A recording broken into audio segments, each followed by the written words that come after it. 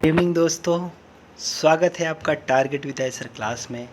मैं प्रकाश sir history mock test 4 को लेकर आपके सामने उपस्थित हूँ। आज मॉडर्न हिस्ट्री में मॉक टेस्ट 4 को देखेंगे और आज का हमारा टॉपिक होगा गवर्नर जनरल और वायसराय।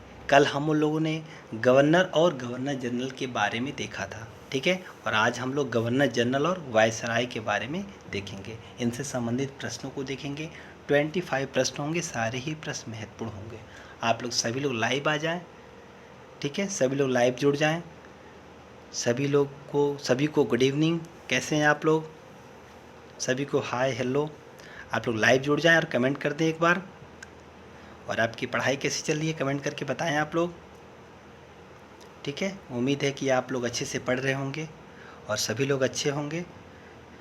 तो चलते हैं आज के प्रश्नों की तरफ। उससे पहले मैं एक बार फिर से आपसे अनुरोध करूँ, आप लोग सभी लोग लाइव जुड़ जाएं और एक बार सभी लोग अपने ग्रुप में, जो भी व्हाट्सएप और फेसबुक ग्रुप हो, उनमें शेयर कर दें, ठीक है। 5 प्रश्नों को देखेंगे, 25 महत्वपूर्ण प्रश्न होंगे। तो चलते हैं प्रश्न नंबर 1 की तरफ। सभी को good evening, very good evening. प्रश्न नंबर 1 है हमारा, देख लेते हैं कौन सा प्रश्न है। इनमें से किस वर्ष बंगाल से दासों के निर्यात को रोक दिया गया? इनमें से किस वर्ष बंगाल से दासों के निर्यात को रोक दिया गया? ए है 1764 ईस्वी में, बी है 1789 ईस्वी में, और सी है 1858 ईस्वी में, 1858 ईस्वी में, डी है 1868 ईस्वी में। आप लोग कमेंट कर देंगे, फास्ट आंसर करेंगे सभी लोग, ठीक है। सभी लोग आंसर करेंगे और लास्ट तक सभी लोग हमारे साथ बने रहेंगे। लास्ट में आप लोग अपना स्कोर भी बताएंगे। कमेंट कर दे आप लोग फास्ट। इनमें से किस वर्ष बंगाल से दासों के निर्यात को रोक दिया गया? 1764, 1789, 1858 और 1868। इसका राइट आंसर मैं बता दूं, इसका राइट आंसर है जी हाँ 1789 में, ठीक है। 1789 ईस्वी की घोषणा द्वारा बंगाल से दासों का निर्यात बंद कर दिया गया था। बिल्कुल राइट आंसर है फर्स्ट का बी। चलते हैं प्रश्न नंबर 2 के तरफ। लॉर्ड डलहौजी द्वारा अवध का अंग्रेजी राज में विलय निम्न में से किस रीति से हुआ था? आप लोग फास्ट आंसर करेंगे, मुझे कहना ना पड़े हर क्वेश्चन में कि आप लोग आंसर करें। मैं प्रश्न पढ़ता जाऊंगा, आप लोग आंसर करते जाएंगे, ठीक है। लॉर्ड डलहौजी द्वारा अवध का अंग्रेजी राज्य में विलय निम्न में से किस रीति से पारित हुआ था? ए है अपहरण की नीति द्वारा, बी है युद्ध द्वारा, सी है सहायक संधि द्वारा, और डी है कुप्रशासन के कारण। फास्ट सभी लोग आंसर कर देंगे और इसका राइट आंसर मैं बता दूं, इसका राइट आंसर हो जाएगा, बहुत बढ़िया आप लोग आंसर करिए। इसका राइट आंसर हो जाएगा 2 का डी, बिल्कुल कुप्रशासन के कारण, ठीक है। लॉर्ड डलहौजी जिसका शासनकाल था, जिसका शासनकाल था 1848 से 56 तक, अवध के नवाब वाजिद अली शाह पर कुशासन का आरोप लगाकर 13 फरवरी 1856 को उसका अंग्रेजी राज्य में विलय कर दिया। अवध के अतिरिक्त डलहौजी के व्यक्तिगत के सिद्धांत के अंतर्गत विलय किए गए प्रदेश सतारा, जैतपुर एवं संभलपुर, 1849 संभलपुर विलय हुआ था, और बघात जो उसका विलय हुआ था 1850 में, उदयपुर, झांसी, नागपुर तथा करौली थे। ये सब राज्य थे, ठीक है। आप लोग जानते होंगे व्यक्तिगत का सिद्धांत किसका है, तो वो है लॉर्ड डलहौजी का। चलते हैं प्रश्न नंबर 3 की तरफ। 3 नंबर प्रश्न है, बघात रियासत का ब्रिटिश में विलय कब हुआ? अभी मैंने बोला, आप लोग आंसर कर दें 1858 में, 1850 में, 1852 में या 1853 में। क्विक आंसर करते हैं आप लोग, सभी लोग आंसर करेंगे। बघात रियासत का ब्रिटिश में विलय कब हुआ? 1858, 50, 53 और 52। इसका राइट आंसर मैं बता देता हूँ, बघात रियासत का ब्रिटिश में विलय हुआ था, वो हुआ था 1850 में, ठीक है। तीसरा का बी इज राइट। चलते हैं 4th नंबर प्रश्न की तरफ। 4th नंबर प्रश्न है, जेम्स एंड्रयूज रैमजे भारत के किस गवर्नर जनरल का वास्तविक नाम था? Lord Dalhousie, Lord Canning, Lord north या लॉर्ड कर्जन, ठीक है। जेम्स एंड्रयूज रैमजे भारत के किस गवर्नर का वास्तविक नाम था? यह नाम था, ठीक है, लॉर्ड डलहौजी का। बिल्कुल, ए इज राइट। 1848 ईस्वी में लॉर्ड डलहौजी, जिसे अर्ल ऑफ डलहौजी भी कहा जाता है, क्या कहा जाता है? अर्ल ऑफ डलहौजी, डलहौजी, जिसे अर्ल ऑफ डलहौजी भी कहा जाता है, गवर्नर जनरल बनकर भारत आया। उसका वास्तविक नाम जेम्स एंड्रयूज ब्राउन रैमजे था। ठीक है, जेम्स एंड्रयूज ब्राउन रैमजे। ठीक है, चलते हैं प्रश्न नंबर 5 की तरफ। ब्रिटिश साम्राज्य में अवध का विलयन हुआ था 1853 में, 1854 में, 1855 में, 1856 में। ठीक है, देख लें एक बार और प्रश्न को, बहुत ही ज़्यादा महत्वपूर्ण प्रश्न है। ब्रिटिश साम्राज्य में अवध का विलयन हुआ था 1853, 1854, 1855, 1856। सभी लोग आंसर करते हैं, फास्ट आप लोग, क्विक आंसर करते हैं आप लोग। और इसका राइट आंसर मैं बता दूं, ब्रिटिश साम्राज्य में जो अवध का विलय हुआ था वो हुआ था 1856 ईस्वी में। बिल्कुल, ठीक है, 1856 ईस्वी में ब्रिटिश साम्राज्य का अवध में विलय हो गया। याद रखेंगे आप लोग, वेरी मोस्ट इंपॉर्टेंट प्रश्न। ठीक है, कई बार प्रश्न पूछा गया एग्जाम में। 6 नंबर प्रश्न की तरफ चलते हैं। निम्नलिखित में से किसने विलय की नीति नियोजित एवं क्रियान्वित की? ए वेलेजली, बी हेस्टिंग्स, सी डलहौजी, डी क्लाइव। निम्नलिखित में किसने विलय की नीति नियोजित एवं क्रियान्वित की थी? वेलेजली ने, हेस्टिंग्स ने, डलहौजी ने, क्लाइव ने। बहुत ही ज़्यादा महत्वपूर्ण प्रश्न है।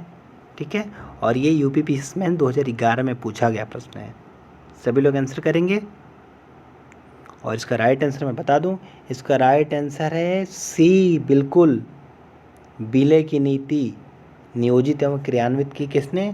डलहौजी ने। बहुत ही ज़्यादा आसान प्रश्न है। ठीक है, काफ़ी ज़्यादा आसान प्रश्न है। चलते हैं प्रश्न नंबर 7 की तरफ, देख लेते हैं। अंग्रेजों द्वारा सिंध विजय संपन्न हुआ लॉर्ड एलन बरो के समय, लॉर्ड हार्डिंग के समय, लॉर्ड ऑकलैंड के समय, लॉर्ड एम्सहर्स्ट के समय। आंसर कर दें। अंग्रेजों द्वारा सिंध विजय संपन्न हुआ था लॉर्ड एलन बरो के समय, लॉर्ड हार्डिंग के समय, लॉर्ड ऑकलैंड के समय, लॉर्ड एम्सहर्स्ट के समय। फास्ट सभी लोग आंसर कर देंगे। बहुत ही ज़्यादा महत्वपूर्ण प्रश्न है। और जो दोस्त चैनल पर पहली बार विजिट कर रहे हैं, चैनल को सब्सक्राइब करें, वीडियो को लाइक करें और अधिक से अधिक शेयर करें। ठीक है, शेयर करना ना भूलें। ये आपका अपना चैनल है, चैनल का सहयोग करें। ठीक है, न्यू चैनल है, बस आपके लिए पूरी तरह से समर्पित हैं हम। आप जैसा कंटेंट चाहते हैं, आपको जो पढ़ना वो आप बता सकते हैं। ठीक है, वैसे यहाँ पे पॉलिटी की सीरीज ख़त्म हो चुकी है, आपको प्लेलिस्ट मिल जाएगा। हिस्ट्री की चल रही है और ज्योग्राफी की स्टार्ट की गई है, प्लस सीटेट की क्लासेस भी यहाँ पे मिलती हैं और करेंट अफेयर की क्लासेस भी मिलती हैं। आप सबको ज्वाइन करें। और जो बाकी सब्जेक्ट इन्वायरमेंट की भी कुछ, आप इन्वायरमेंट का भी वीडियो प्लेलिस्ट में आपको मिल जाएगा। ठीक है, और सीटेट में भी इन्वायरमेंट चल रहा है और ऐसे भी इन्वायरमेंट जो पूछा जाता है कॉम्पिटिटिव एग्ज़ाम में, उसका भी यहाँ पे प्लेलिस्ट पड़ा होगा। ठीक है, तो आप लोग देखें, सारे प्रश्न महत्वपूर्ण हैं। हम आपके लिए बहुत मेहनत करते हैं और आप भी हमारे साथ अपने लिए मेहनत करें। ठीक है, आपकी मेहनत ज़रूर रंग लाएगी। और इसका राइट आंसर हो जाएगा 7th का ए, लॉर्ड एलन बरो के समय। ठीक है, लॉर्ड एलन बरो के काल जो था 1842 से 1844 के दौरान। ठीक है, अगस्त 1843 में सिंध को पूर्ण रूप से ब्रिटिश साम्राज्य में मिला लिया गया। यह प्रथम आंग्ल अफगान युद्ध का एक प्रमुख परिणाम था। याद रखेंगे आप लोग, बहुत ही ज़्यादा महत्वपूर्ण प्रश्न है। चलते हैं प्रश्न नंबर 8 की तरफ। निम्नलिखित में से कौन अवध का ब्रिटिश रेजिडेंट था जब अवध का ब्रिटिश साम्राज्य में विलय हुआ? आंसर करेंगे सभी लोग फास्ट। निम्नलिखित में से कौन अवध का ब्रिटिश रेजिडेंट था जब अवध का ब्रिटिश साम्राज्य में विलय हुआ? ऑप्शन से A James Outram, B W.H. Sleeman, C है बिशप और हेबर और डी है जनरल लो। बहुत बढ़िया आंसर कर रहे हैं आप लोग। इसका आंसर सभी लोग करते हैं। और इसका राइट आंसर हो जाएगा 8 का, बिल्कुल आंसर करते हैं। इसका राइट आंसर है 8 का ए, बिल्कुल जेम्स आउट्रम। ठीक है, काफ़ी लोगों ने सही आंसर दिया है। 1854 ईस्वी में स्लीमैन के स्थान पर जेम्स आउट्रम को अवध का ब्रिटिश रेजिडेंट बनाया गया था। उसने कहा था कि अवध का प्रशासन बहुत दूषित है तथा जनता की अवस्था बहुत शोचनीय है। आउट्रम की रिपोर्ट को ही फरवरी 1856 में अवध के अधिग्रहण का आधार बनाया गया था। 1857 के विद्रोह के समय लखनऊ में ब्रिटिश रेजिडेंट हेनरी लॉरेंस था, जो विद्रोहियों के हाथों मारा गया था। चलते हैं प्रश्न नंबर 9 की तरफ। भारत में प्रथम रेलवे लाइन किस ब्रिटिश गवर्नर के द्वारा बिछाई गई थी? A lord Dalhousie, B lord Curzon, C lord Wellesley, D lord Lytton. Answer कर दिया आप लोग। भारत में प्रथम रेलवे लाइन किस ब्रिटिश गवर्नर के समय बिछाई गई थी? फर्स्ट आंसर करेंगे सभी लोग। Lord Dalhousie, Lord Curzon, Lord Wellesley, Lord Lytton. सभी लोग आंसर कर दें। बहुत ही ज़्यादा महत्वपूर्ण प्रश्न है। ठीक है, कई बार एग्जाम में पूछा गया क्वेश्चन है, आप लोग आंसर करें। और सभी से रिक्वेस्ट है, आप लोग हमारे साथ लास्ट तक बने रहेंगे। ठीक है, और लास्ट पे अपना स्कोर भी बताएंगे। और जो दोस्त वीडियो को लाइक नहीं किए, अगर वीडियो आपको पसंद आ रहा हो तो वीडियो को ज़रूर लाइक करें। ठीक है, जो अंगूठा ऊपर की तरफ हो उसको दबा दें, लाइक का बटन है वो दबा दें। ठीक है, अगर वीडियो आपको पसंद आ रहा हो तो। और इसका राइट आंसर है 9 का ए लॉर्ड डलहौजी। ठीक है, भारत में रेल निर्माण की दिशा में प्रथम प्रयास ब्रिटिश गवर्नर लॉर्ड डलहौजी द्वारा किया गया। प्रथम रेलवे लाइन 1853 ईस्वी में, ठीक है, कहाँ से कहाँ तक चली थी? बम्बई से थाड़े। ठीक है, भारत में प्रथम रेलवे लाइन जो चली थी, बिछाई गई थी, वो थी 1853 बम्बई से थाड़े के मध्य। और टोटल दूरी कितनी थी? आई थिंक टोटल दूरी थी 34 किलोमीटर। ठीक है, यही थी दूरी, आप लोग कमेंट करके बताएंगे। ठीक है, चलते हैं प्रश्न नंबर 10 की तरफ। किस कंपनी ने सर्वप्रथम भारत में रेल यात्रा प्रारंभ की? A Eastern Railway, B Great Indian Peninsula Railway, C Madras Railway, D Awadh Tirhut Railway. आप लोग फास्ट आंसर कर देंगे। किस कंपनी ने सर्वप्रथम भारत में रेल यात्रा प्रारंभ की? आंसर करें आप लोग, क्विक आंसर कर दे सभी लोग। ठीक है, 4 ऑप्शन है आपके सामने, एक सही है, उसका आंसर कर दे आप लोग। लास्ट में अपना स्कोर भी बताएंगे। और इसका मैं आंसर बता दूं, बिल्कुल इसका राइट आंसर है 10 का B Great Indian Peninsula railway. ठीक है, 1853 ईस्वी में बम्बई से बोरी बंदर स्टेशन से, ठीक है, बम्बई से के बोरी कौन सा स्टेशन था ये अभी कभी पूछ ले तो बम्बई से थाने तो सभी लोग जानते हैं, लेकिन किस स्टेशन से चली थी मैं बता दे रहा हूँ। बम्बई के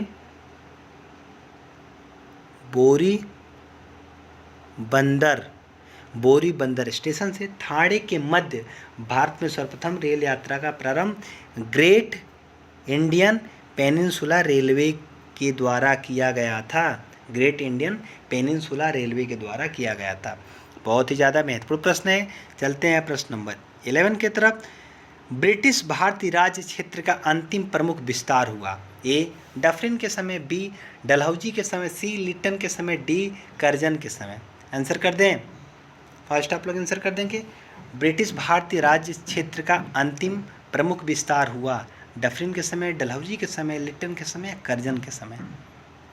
ठीक है, आप लोग आंसर कर देंगे। और इसका आंसर मैं बता दूं, इसका राइट आंसर हो जाएगा 11 का, जी हाँ बिल्कुल ए डफरिन के समय। ठीक है, ब्रिटिश भारतीय राज्य क्षेत्र का अंतिम प्रमुख विस्तार लॉर्ड डफरिन के समय में हुआ था। मैं बता दूं 1885 ईस्वी में तृतीय आंग्ल वर्मा युद्ध हुआ और 1 जनवरी 1886 ईस्वी को वर्मा ब्रिटिश भारत में मिला दिया गया, जो ब्रिटिश भारतीय राज्य क्षेत्र का अंतिम प्रमुख विस्तार था। इस समय वायसराय थे लॉर्ड डफरिन।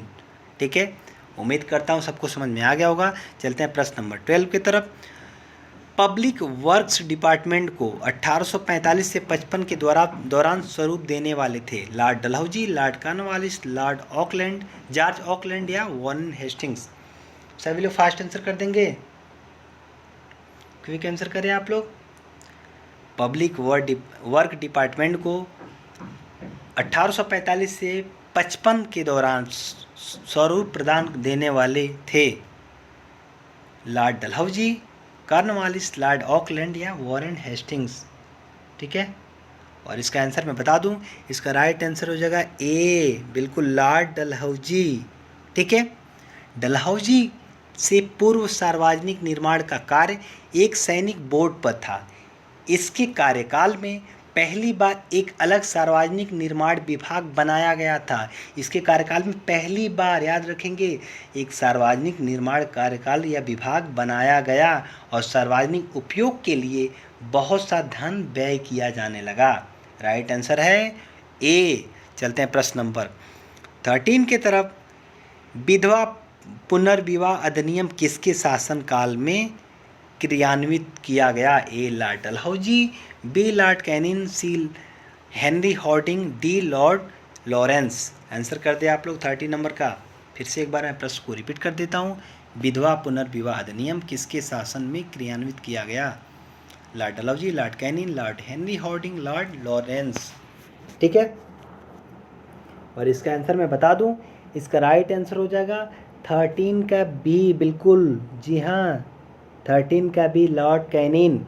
और इसमें थोड़ा सा मैं एक्सप्लेन करूंगा। आप लोग जानते भी होंगे कि ईश्वर चंद्र विद्यासागर के अथक प्रयासों के फलस्वरूप लॉर्ड कैनिन के समय विधवा पुनर्विवाह अधिनियम 1856 पारित हुआ।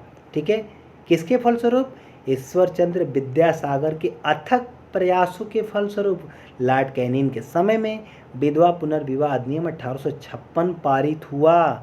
1856 में इस अधिनियम के नियम 15 के तहत विधवा विवाह को वैध मान लिया गया और उस विवाह से उत्पन्न हुए बालक वैध घोषित किए गए। याद रखेंगे आप लोग।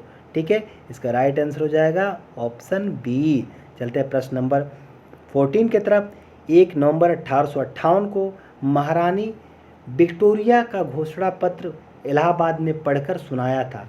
ए लॉर्ड विलियम बेटिक ने, बी लॉर्ड कैनिन ने, सी लॉर्ड ब्रहन्नम ने और डी सर हरकोट बटलर ने। बहुत इजी प्रश्न है, आप लोग आंसर करते हैं। 1 नवंबर 1858 को महारानी विक्टोरिया का घोषणा पत्र इलाहाबाद में पढ़कर सुनाया था। आप लोग कॉमन सेंस से इसका आंसर दे सकते हैं। और इसका राइट आंसर मैं बता दूं, उस समय हमारे गवर्नर जनरल कौन थे?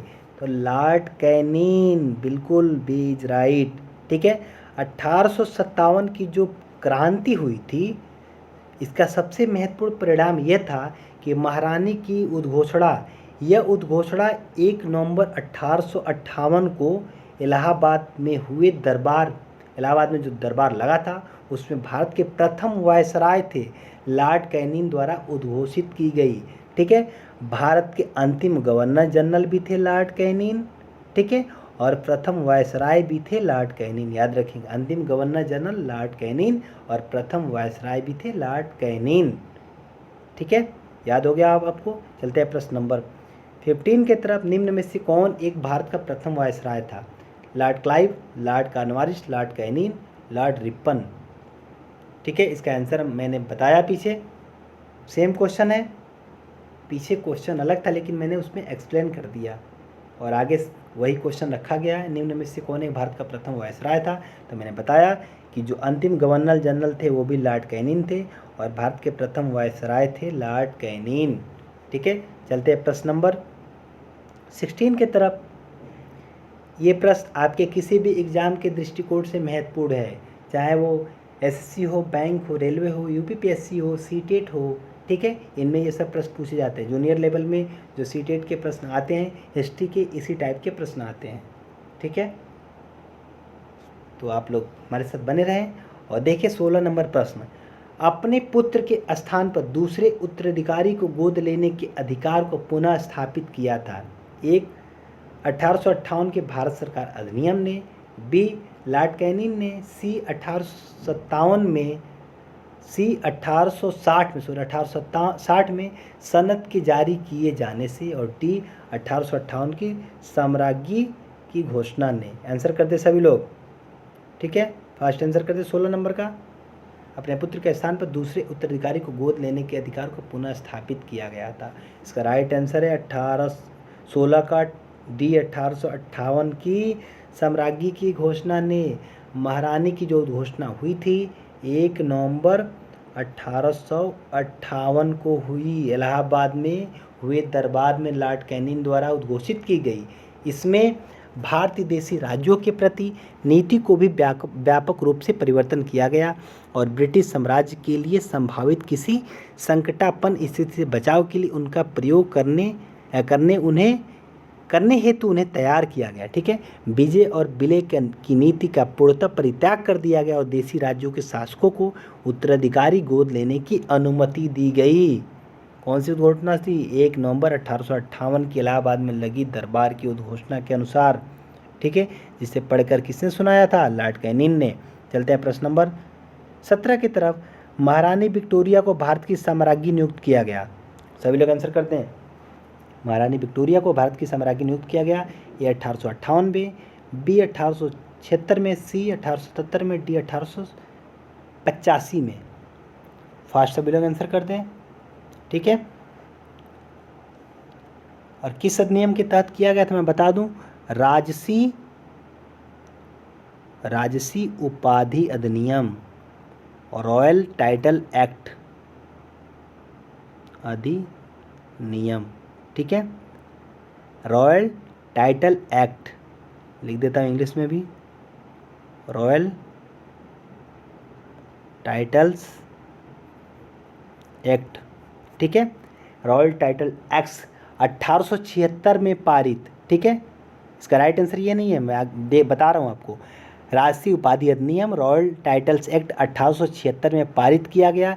इस अधिनियम के तहत महारानी विक्टोरिया को 1 जनवरी 1877 को, ठीक है, 1 जनवरी 1877 को याद रखेंगे आप लोग, दिल्ली दरबार में भारत की साम्राज्ञी घोषित किया गया। इसी प्रकार सम्राट एडवर्ड 7 को याद रखेंगे, सम्राट एडवर्ड 7 को वर्ष 1903 में तथा जॉर्ज पंचम को वर्ष 1911 में भारत का सम्राट घोषित किया गया, ठीक है। इसी के तहत जो सम्राट थे एडवर्ड 7 उसको वर्ष 1903 में और जॉर्ज पंचम को वर्ष 1911 में भारत का सम्राट घोषित किया गया था, याद रखेंगे आप लोग। चलते हैं प्रश्न नंबर 18 की तरफ। निम्नलिखित में से किस गवर्नर जनरल ने भारत में दास प्रथा को समाप्त किया था? A lord Cornwallis, B lord Ellenborough, C lord William Bentinck या डी सर जॉन शोर ने, ठीक है। आप लोग आंसर कर दें, मैं इसका राइट आंसर बता देता हूँ। फर्स्ट आंसर कर दें आप लोग 18 नंबर का, बहुत ही ज़्यादा महत्वपूर्ण प्रश्न है, ठीक है। यूपीपीएससी स्पेशल और भी कई सारे IDA, UPUDA कई सारे एग्जाम में पूछा गया प्रश्न है और इसका राइट आंसर हो जाएगा 18 का बिल्कुल बी लॉर्ड एलन बरो। याद रखेंगे 1843 के एक्ट 5 के, ठीक है, 1843 के एक्ट 5 के द्वारा भारत में तत्कालीन गवर्नर जनरल लॉर्ड एलन बरो ने दास प्रथा का उन्मूलन किया था, ठीक है, समाप्त किया था। इसका जो कार्यकाल था वो था 1842 से 1844 तक। उम्मीद है समझ में आ गया होगा। चलते हैं प्रश्न नंबर 19 की तरफ। निम्नलिखित युगों में से कौन सा एक सही सुमेलित है? ए लॉर्ड कॉर्नवालिस अस्थायी बंदोबस्त, बी लॉर्ड वेलेस्ली चतुराई पूर्ण निष्क्रियता, सी लॉर्ड डलहौजी सहायक संधि, डी लॉर्ड कैनिंग भारतीय राष्ट्रीय कांग्रेस की स्थापना। फास्ट सभी लोग आंसर कर दें, आंसर कर दें आप लोग। मैं बता देता हूँ इसका राइट आंसर, थोड़ा सा टाइम ले लें आप लोग, बड़ा क्वेश्चन है। आंसर करते हैं। निम्न युगों में से कौन सा एक सही सुमेलित है? लॉर्ड कॉर्नवालिस अस्थायी बंदोबस्त, लॉर्ड वेलेजली चतुराईपूर्ण निष्क्रियता, लॉर्ड डलहौजी सहायक संधि, लॉर्ड कैनिन भारतीय राष्ट्र कांग्रेस की स्थापना। ठीक है, और इसका राइट आंसर है ए, जो सही सुमेलित है बिल्कुल, लॉर्ड कॉर्नवालिस अस्थायी बंदोबस्त। ठीक है, 1793 ईस्वी में, आप लोग देखेंगे एक्सप्लेन अच्छे से, लॉर्ड कॉर्नवालिस ने 1793 ईस्वी में अस्थायी बंदोबस्त प्रणाली लागू की, जबकि चतुराईपूर्ण निष्क्रियता, जिसको उच्चतम निष्क्रियता बोला जाता है, यह नीति किसकी थी? तो जॉन लॉरेंस की, जॉन लॉरेंस, याद रखेंगे। ठीक है, चतुराईपूर्ण निष्क्रियता या उच्चतम निष्क्रियता यह नीति थी किसकी? तो जॉन लॉरेंस की। और इसमें दिया गया है, और लॉर्ड वेलेजली जो हैं इनसे क्या संबंधित है? तो लॉर्ड वेलेजली ने क्या किया था? तो सहायक संधि की थी। ठीक है, लॉर्ड वेलेजली सहायक संधि, याद रखेंगे, लॉर्ड वेलेजली सहायक संधि, लॉर्ड कॉर्नवालिस अस्थायी बंदोबस्त, और चतुराईपूर्ण निष्क्रियता लॉर्ड लॉरेंस। ठीक है, और आगे देख ले, लॉर्ड डलहौजी ने व्यक्तिगत का सिद्धांत दिया था। ठीक है, व्यक्तिगत का सिद्धांत, याद रखेंगे आप लोग, बहुत ही ज़्यादा महत्वपूर्ण है। ठीक है, और भारतीय राष्ट्र कांग्रेस की स्थापना देख लेते हैं। तो भारतीय राष्ट्र कांग्रेस की स्थापना एओ ह्यूम द्वारा,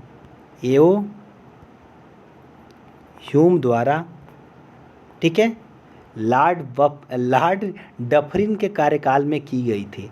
ठीक है, 1885 ईस्वी में, याद रखेंगे, लॉर्ड डफरिन के कार्यकाल में की गई थी भारतीय राष्ट्रीय कांग्रेस की स्थापना। लॉर्ड डफरिन का कार्यकाल था 1884 से 1888 तक, और इसकी स्थापना की गई थी एओ ह्यूम के द्वारा 1885 में। ठीक है, इतनी चीज़ें आपको याद रहेंगी, आप लोग कमेंट कर देंगे। ठीक है, देख लीजिए कितने अच्छे से आपको आराम से बिल्कुल सभी प्रश्नों को, सभी ऑप्शन को एक्सप्लेन किया जा रहा है। ठीक है, कोई भी दिक्कत नहीं होने वाली है आपको। ठीक है, बहुत ही आराम से आप बिना प्रेशर लिए, डोंट टेक ए स्ट्रेस, बिना प्रेशर लिए आराम से स्टडी करें, हमारे साथ बने रहें, बहुत प्यार से हम आपको पढ़ाते हैं।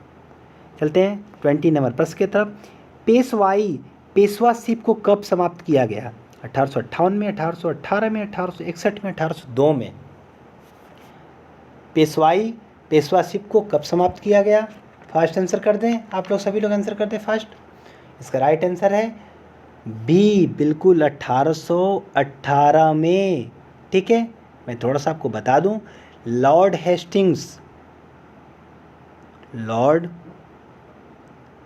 हेस्टिंग्स ने पेशवा की गद्दी 1818 ईस्वी में समाप्त कर दी तथा पश्चिमी भारत में स्थित पेशवा का समस्त प्रदेश बम्बई प्रेसिडेंसी में सम्मिलित कर लिया। ठीक है, इसके अतिरिक्त कंपनी ने बुंदेलखंड, मालवा तथा शेष भारत, ठीक है, जिस पर पेशवाओं का प्रभुत्व था, राजनीतिक अधिकार कर लिया। इसलिए इसका जो राइट आंसर है वो है ऑप्शन बी, 1818 ईस्वी में लॉर्ड हेस्टिंग्स के द्वारा पेशवा की गद्दी को समाप्त कर दिया गया था। चलते हैं 21 नंबर प्रश्न की तरफ, और 21 नंबर हमारा प्रश्न है, निम्नलिखित में से किसने राजपूताना की देशी रियासतों के साथ वर्ष 1817 से 18 की अधीनस्थ संधि की बातचीत की थी? ऑप्शन से डेविड ऑक्टरलोनी, बी है चार्ल्स मेटकॉफ, और सी है आर्थर वेलेजली, डी है जॉन जॉर्ज। बहुत ही ज़्यादा महत्वपूर्ण क्वेश्चन है, 2018 में ITS में पूछा गया क्वेश्चन है। ठीक है, इसका आंसर मैं बता देता हूँ, इसका राइट आंसर हो जाएगा चार्ल्स मेटकॉफ। बहुत अच्छे, ठीक है, बहुत ही बढ़िया जवाब। ठीक है, इसका राइट आंसर है चार्ल्स मेटकॉफ। राजपूताना के रियासतों के साथ वर्ष 1817 से 1818 की जो अधीनस्थ संधि की वार्ता चार्ल्स मेटकॉफ ने की थी। लॉर्ड हेस्टिंग्स ने राजपूताना पर ब्रिटिश सर्वोच्चता, मराठों और पिंडारियों के प्रति राजपूताने की तटस्थता सुनिश्चित करने के लिए दिल्ली के तत्कालीन रेजिडेंट चार्ल्स मेटकॉफ को वार्ताकार बनाया था। याद रखेंगे आप लोग। चलते हैं प्रश्न नंबर 22 की तरफ। भारत में अंग्रेजों के समय में प्रथम जनगणना हुई थी। बहुत ही ज़्यादा महत्वपूर्ण क्वेश्चन है, बहुत ही ईजी है, छोटे से बड़े एग्जाम में पूछा गया क्वेश्चन है ये। भारत में अंग्रेजों के समय में प्रथम जनगणना की पूछी जा रही है। ठीक है, दो तरह की जनगणना हुई थी। एक हुई थी अनियमित जनगणना जो प्रथम जनगणना थी, और एक हुई थी नियमित जनगणना। ठीक है, बताइए, ये अनियमित जनगणना की बात की जा रही है। भारत में अंग्रेजों के समय में प्रथम जनगणना कब हुई थी?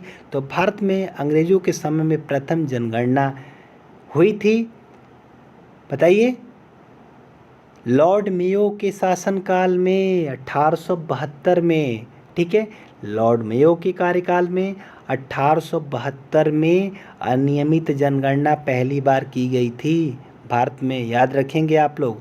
ठीक है, किंतु अगर नियमित जनगणना की बात करें तो नियमित जनगणना हमारी हुई थी 1881 में, और वो हुई थी लॉर्ड रिपन के कार्यकाल में। ठीक है, याद रखेंगे आप लोग, नियमित जनगणना हुई थी 1881 में लॉर्ड रिपन के कार्यकाल में, जबकि लॉर्ड मेयो के कार्यकाल में 1872 ईस्वी में अनियमित जनगणना हुई थी, जो प्रथम जनगणना थी। चलते हैं प्रश्न नंबर 23 की तरफ। किस वायसराय की हत्या अंडमान निकोबार द्वीप समूह में जब वे भ्रमण पे थे एक दंडित अपराधी द्वारा की गई थी? A lord Curzon, B lord Ripon, C lord Mayo, D lord Minto. 23 का आंसर कर दें आप लोग। 23 का आंसर करते सभी लोग। बहुत ही ज़्यादा महत्वपूर्ण क्वेश्चन है, इसका राइट आंसर मैं बता देता हूँ। 23 का जो राइट आंसर हो जाएगा सी लॉर्ड मेयो के द्वारा। ठीक है, लॉर्ड मेयो के द्वारा। लॉर्ड मेयो जिसका कार्यकाल था 1869 से 1872, इसी के समय में हुई थी अनियमित जनगणना की हत्या अंडमान निकोबार द्वीप समूह के भ्रमण के दौरान एक कैदी द्वारा की गई। मेयो प्रथम गवर्नर जनरल था जिसकी हत्या उसके कार्यकाल में हुई। मेयो प्रथम गवर्नर जनरल था जिसकी हत्या उसी के कार्यकाल के दौरान हुई थी। प्रथम ऐसा था ये गवर्नर जनरल, आप लोग याद रखेंगे। ठीक है, चलते हैं नेक्स्ट क्वेश्चन की तरफ। 24, अफगानिस्तान के प्रति एक जोश भरी अग्र फॉरवर्ड नीति का अनुसरण करने वाला गवर्नर जनरल था? मिंटो, डफरिन, एल्गिन या लिट्टन? अफगानिस्तान के प्रति एक जोश भरी अग्र फॉरवर्ड नीति का अनुसरण करने वाला गवर्नर जनरल था। सभी लोग लास्ट में अपना स्कोर बताएंगे। ठीक है, मिंटो, डफरिन, एल्गिन और लिट्टन। इसका राइट आंसर है डी लिट्टन। अफगानिस्तान के प्रति, ठीक है, जोश भरी या अग्र फॉरवर्ड नीति का अनुसरण करने वाला गवर्नर जनरल लिट्टन था 1876 ईस्वी में। ठीक है, लिट्टन के वायसराय बनकर आने पर अफगानिस्तान के प्रति अपनाई गई नीति में परिवर्तन आया। कुशल आक्रमणहत्या की नीति के स्थान पर अग्रगामी नीति का अनुसरण होने लगा। चलते हैं प्रश्न नंबर 25 और आज का लास्ट प्रश्न। आप लोग सभी लोग कमेंट करके लास्ट में बताएंगे आपके कितने स्कोर सही बने। ठीक है, भारत में स्थानीय स्वायत्त शासी संस्थाएं 1882 ईस्वी में सशक्त की गई। जॉर्ज बार्लो द्वारा, लॉर्ड रिपन द्वारा, लॉर्ड कर्जन द्वारा या लॉर्ड लिटन द्वारा? आंसर करेंगे आप लोग, फर्स्ट आंसर कर दें। आज का लास्ट प्रश्न है। ठीक है, सारे प्रश्न महत्वपूर्ण होंगे। भारत में स्थानीय स्वायत्त शासी संस्था 1882 ईस्वी में सशक्त की गई थी, किसके द्वारा? इसका राइट आंसर है बिल्कुल सही आंसर बी। ठीक है, बिल्कुल B is right, Lord Ripon द्वारा। 1880 ईस्वी में इंग्लैंड में ग्लैडस्टन के नेतृत्व में उदारवादी दल सत्ता में आया। ग्लैडस्टन यूरोप में स्वतंत्रता का समर्थक था। उसने अपनी भारत के प्रति नीति इन शब्दों में वर्णन किया: हमारा भारत में रहने का अधिकार इस तर्क पर है कि हमारा वहाँ रहना भारतीयों के लिए हितकर है, और साथ ही यह कि भारतीय यह अनुभव करे कि यह हितकर है। ठीक है, दोनों तरीके से बोला उसने। ठीक है, इस दौरान रिपन को वायसराय पद के लिए चुना गया। संभवतः रिपन के कार्यकाल का, ठीक है, संभवतः रिपन के कार्यकाल का सबसे महत्वपूर्ण कार्य स्थानीय स्वशासन पर सरकारी प्रस्ताव 1882 स्थानीय स्वशासन का सरकारी प्रस्ताव 1882 था। रिपन देश की नगर पालिकाओं को विकसित करना चाहता था। उसके अनुसार इन्हीं से देश की राजनीतिक शिक्षा आरंभ होती थी। इस प्रस्ताव के तहत ग्रामीण प्रदेशों में स्थानीय बोर्डों की स्थापना की कि प्रत्येक जिले में जिला उप विभाग, तालुका अथवा तहसील बोर्ड बनाने की आज्ञा हुई। नगरों में नगर पालिकाएँ स्थापित की गई। इन स्थानीय संस्थाओं को निश्चित कार्य तथा आय के साधन दिए गए। ठीक है, राइट आंसर है 25 का बी। सभी लोग अपना स्कोर बता दें कमेंट बॉक्स में। ठीक है, और सेशन कैसा लगा आप लोग कमेंट करके बताएं।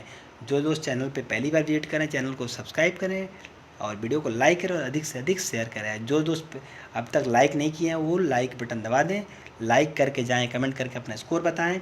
ठीक है, और जो हमारा कल का टॉपिक होगा मैं कल का टॉपिक बता दे रहा हूँ, आप कल का टॉपिक देख लें। ठीक है, कल का हमारा टॉपिक होगा ब्रिटिश भारत का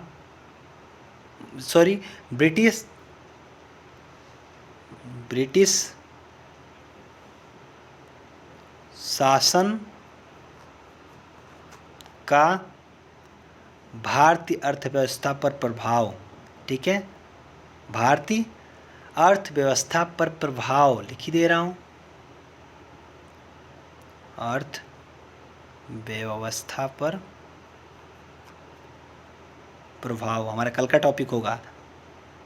आप लोग पढ़ के आएंगे, उसके बाद आंसर करेंगे ब्रिटिश शासन पर भारतीय अर्थव्यवस्था का प्रभाव। ठीक है, तो मिलते हैं फिर कल 11 बजे की क्लास में, महत्वपूर्ण क्लास होगी। आप लोग सभी लोग आएँ। Thank you for watching, thank you so much. ठीक है, और सभी को शुभ रात्रि, गुड नाइट, बाय बाय। ठीक है, अपना और अपनों का ख्याल रखें, अच्छे से रहें, stay home, stay safe. Bye bye, thank you for watching.